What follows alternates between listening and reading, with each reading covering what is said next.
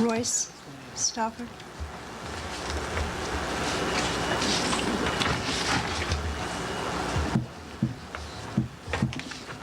My name is Royce Stauffer. First, my speaker slip on the agenda was ignored.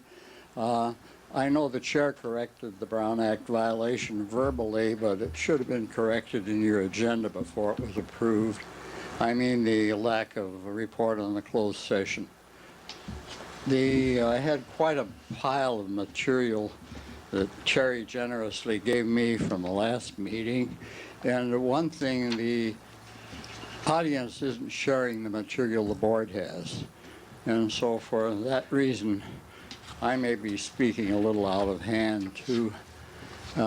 This has seemed to concentrate on sexual intercourse and pregnancy, but I want to start a little, I'll ignore that and look at what happens earlier to all of your students, not just those who make a mistake.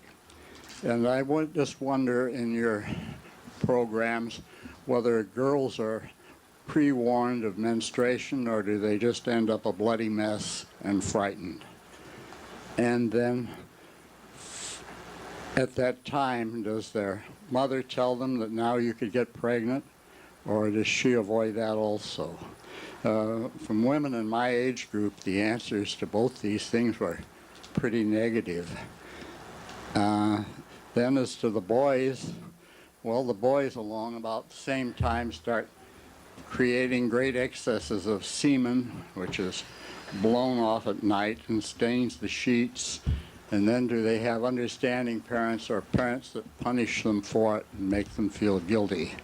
And I think the schools should at least intervene to the point where this is, the child at least knows this is normal human behavior, no matter how he's treated at home.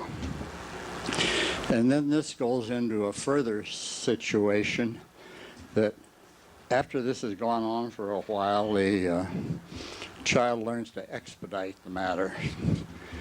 And this apparently is the most forbidden subject, and I don't know whether you can teach it in school or not. I have this, I'll just bring up this statement. In referring to Jacqueline Elders, Clinton's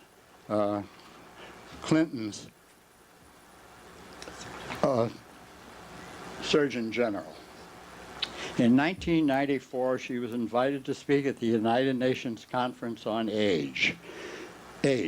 She was asked whether it would be appropriate to promote masturbation as a means of preventing young people from engaging in riskier forms of sexual activity, and replied, "I think it is part of human sexuality and perhaps it should be taught." Well, she was fired by President Clinton as Surgeon General for having made this statement. And I just wonder what the tolerance of this community is. Can children be taught, as I think they should be, that masturbation is harmless and part of normal human development? Thank you. Thank you. Okay.